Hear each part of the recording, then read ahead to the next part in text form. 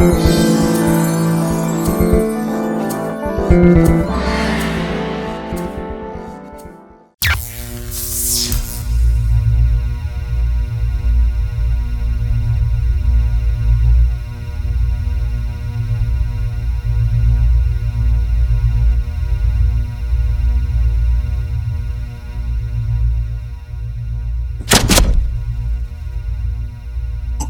Pieczenik, of course, was at the State Department as head of psychological operations and other agencies, and of course, with involvement with Delta Force, the founding of that. He has a lot of great sources. He's been spot on. I'm very euphoric, but we'll see if Pieczenik concurs. Dr. Pieczenik, thanks for joining us. StevePieczenik.com, co-author with Tom Clancy, of course, as well. What do you make of all this? Well, as I told you before, and for some time now, we have had a civilian-military confrontation in the intelligence community. Much of what you're seeing now in Vault 7, which is a release of over 9,000 pieces of information, was forewarned several months ago to me. I knew this would be a continuation. You said more big leaks are coming if they don't back up. It's not just a leak. Let me put it this way, Alex. We have a far more serious issue. As I told you before, when we initiated a counter coup against Hillary, this is once again an attempt to get rid of all those people who are impairing and distracting from Trump's agendas, Roger said. But it's far more serious. This time around, the reason why these leaks were given was to simply take down the CIA. The CIA, as I've said, for the 30 years since 9/11 and elsewhere, has been out of control. Why are there so many people in the CIA that are for this?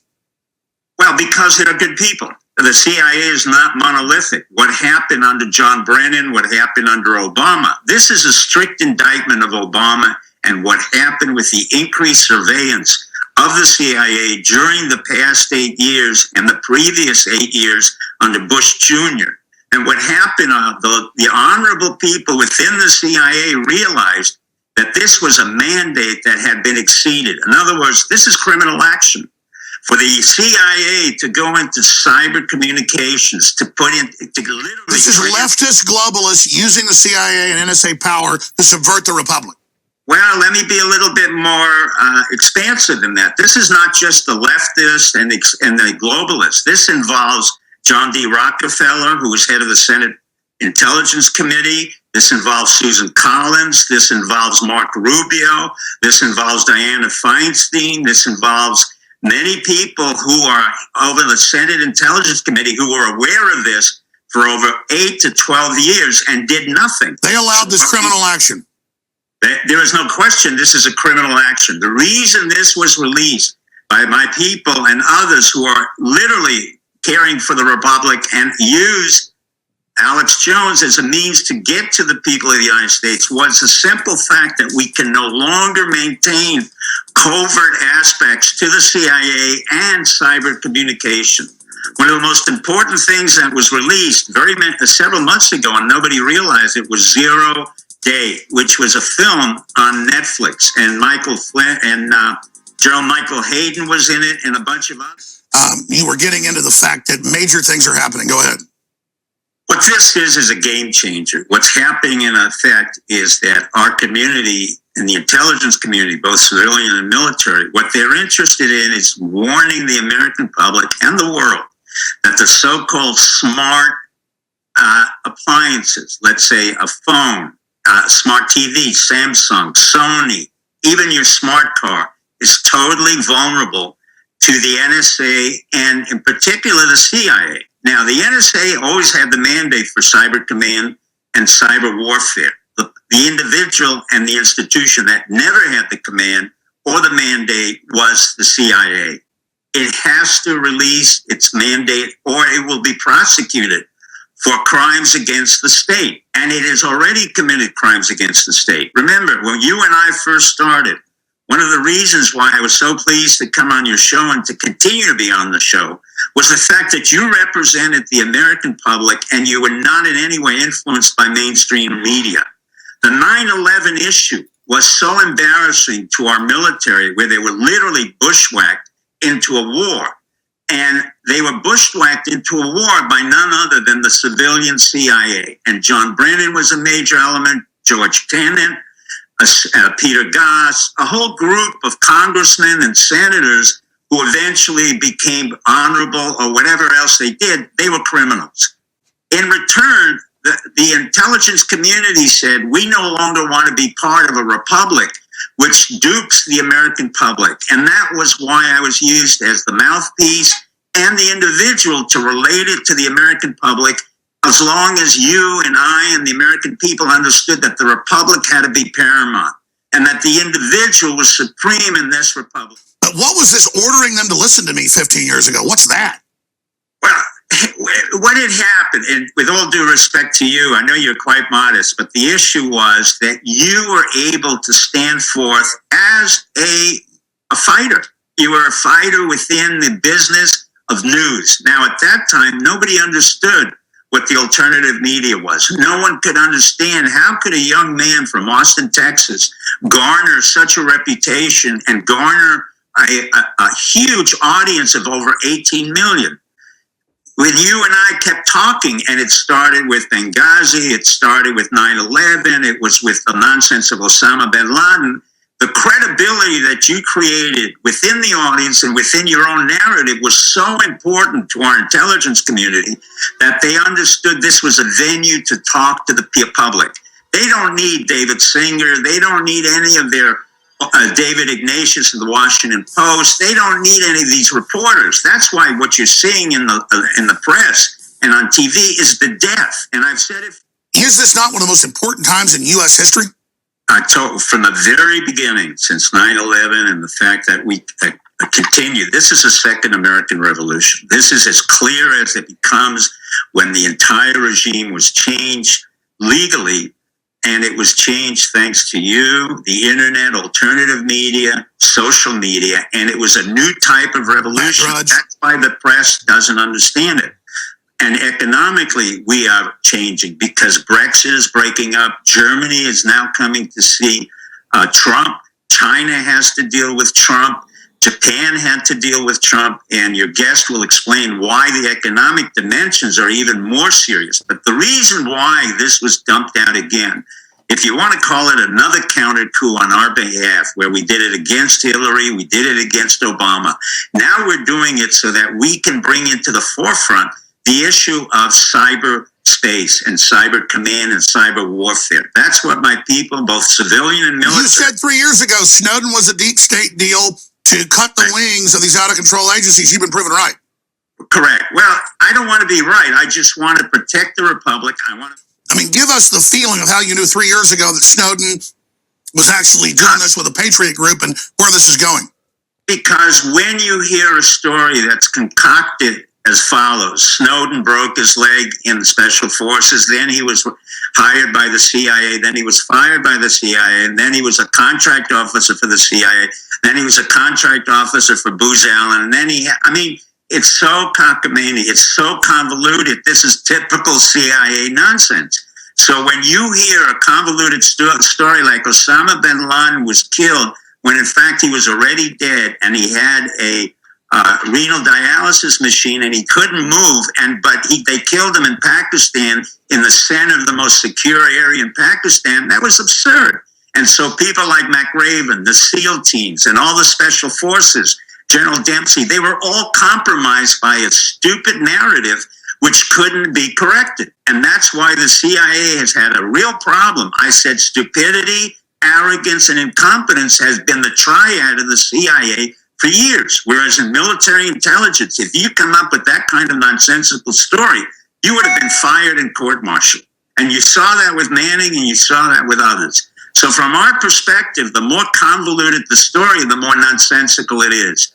Obama was the candidate who was the most lethal of all. Everybody thought he was sweet, intelligent, and didn't do very much. You saw how lethal he was to the entire country. And I said it from the beginning. When you have a black individual, a mulatto, whose mother was in the CIA, whose grandfather and grandmother were in the CIA, and they worked for the East-West Center under what I control, then you know you have a CIA operative who really doesn't know strategy and instead functions on tactics, on lies and deception. So to simplify it, we have patriots from all the agencies, but mainly the Army and the military saying no to the CIA and the globalists. Because we're trained. When we go into the military, we're trained to pledge allegiance to one thing, the Republic. We're trained to pledge allegiance to the Constitution and the... Well, the CIA was full of leftists, universalists, lesbians, gays, transgender. They don't care. Their only interest is to increase their capabilities and to violate the laws of the Constitution. So it's a power grab. It's more than a power grab. It's a stupid, self-destructive entity which came out of a brilliant group of individuals who are white Anglo-Saxon Protestants. They came from the elite schools. They knew exactly what they were doing. They had served in World War II. And then in return, what we had was Catholics in action who were not the brightest in the world, who were totally incompetent, who never really fought in wars, who really never understood the strategy and tactics of where the Republic had to go, and instead created problems. As General Eisenhower said, the CIA has left a legacy of ashes, and this is the destruction. Now you see the punishment that's coming back again and again and again. Can the globalists and other groups give up? Because they seem so desperate. I think they know they're in deep trouble. They understand what you're saying, but that's not the reality of what's happening. Your guest can reaffirm this. Number one, I predicted years ago Europe would break up. The simple reason wasn't... The reason I could say that, there was structural inconsistencies in the EU. When you have a very weak, incompetent country like France trying to block the rise of Germany, which by national character will always be the most powerful country in Europe, you know then it's a self-destructive move. Because they're not even doing it for the EU. They're all fighting with each other in a power grab. Well, not only that, there's going to be a dissolution. There's going to be currency changes. As your guest will say, you know, Britain is pulling out, but they have the pound. Their New World Order does not exist anymore. As a matter of fact, that... So it's already gone. They just haven't figured it out. Gone. Well, the Rockefeller children, whom I know, the great-great-grandchildren, they couldn't care less. They're really not involved in money. Most of Soros is really irrelevant. All of the people that we're talking about are irrelevant. The people who are relevant are Merkel from Germany, Le Pen, a woman from France, Abe from Japan, and President Xi Jinping from China, who knows that he is an economic problem. He knows that very soon, if he does not act appropriately, we can make certain that China will have a very severe, you know, you hit it right on the head. I didn't want to say it, but China is technically insolvent. Most of their companies right now are bankrupt. They keep calling for violence. Is there any teeth in that? No. The reason we don't need violence at this particular point in time is because we are exceedingly good. We, in the military and the civilian intelligence community, we're very good at psychological warfare, which is what you saw. Coup, counter-coup, and once again, this Vault 7, the dump. No, he doesn't hate anybody. All he wants to do is do business, and it's apolitical in that way. He's going to do business with Canada. We've realigned our currencies according to the Canadian dollar. We're going to do business with England. We're going to realign our... The media doesn't understand any of this. Alan, you're way beyond what's happening here. The alternative media has gone way beyond anything in the media. You can't... I agree with Michael, but what's really happening is University of Vermont, which is a liberal school, but nevertheless, they don't want to admit that they provide language studies for the CIA.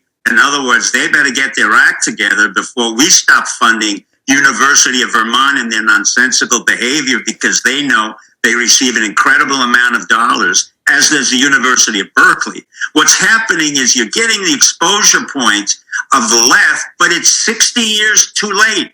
In other words, these kids who are not studying, they're not doing anything, have never served, will never serve our government, are going out and protesting.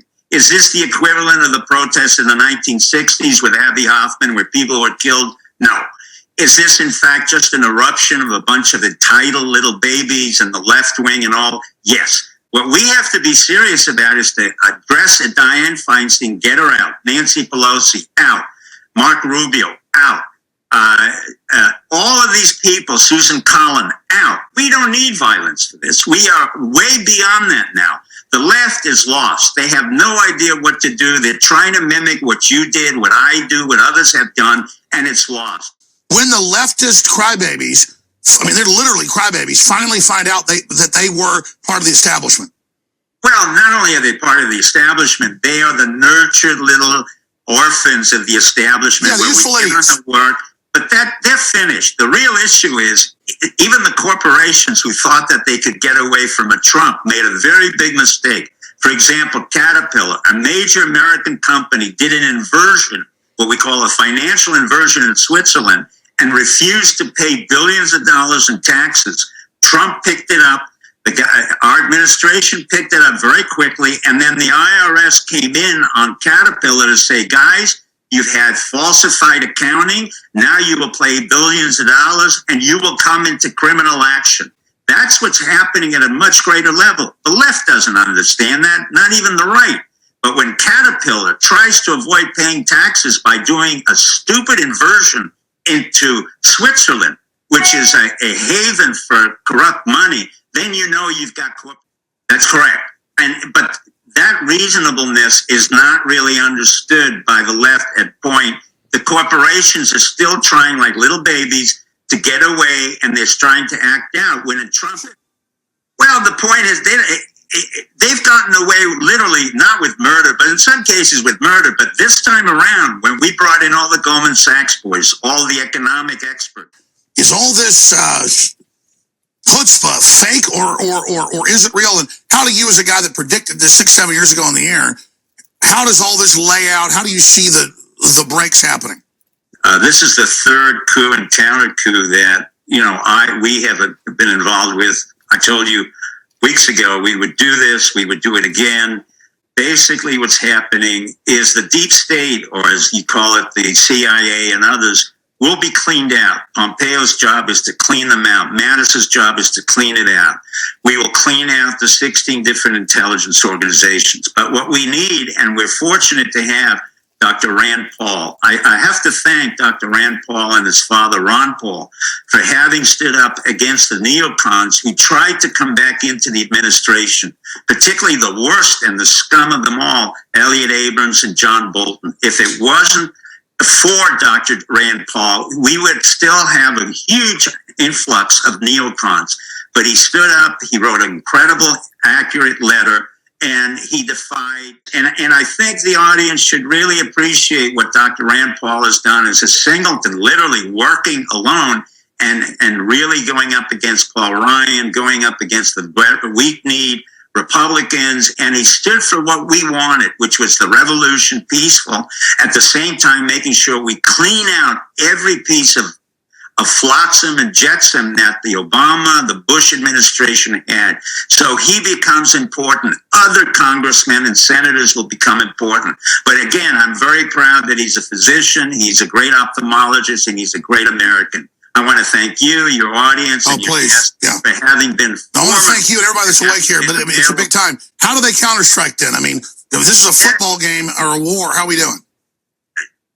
We basically won it. I'm going to say, when we are the victors, let us be a little bit gracious and back off and continue to do what we do quietly. We don't have to gloat. We don't have to say anything. They will act out like children in a pen. They're finished. When you have 79-year-old Pelosi and 82-year Dianne Feinstein, you're already in the cemetery. The left is in the cemetery. All we've done is to put flowers on their graves and walk away. You need not say anything else. Oh, have you seen the footage where they think Russia attacked Korea? They don't say north or south. They think that Bush is still in office. And that's the kind of stupidity you'll have when you have affirmative action. We had a president on affirmative action, Obama. He was a disaster. We cleaned out his record in 7 days. That's it. No more affirmative action. What we need is our entrepreneurial skills, and may the best win. And that's what America's about. Thank you very much, and thank your audience, and thank Dr. Rand Paul. All right. Thank you so much, Dr. Pieczenik. My pleasure. There you go.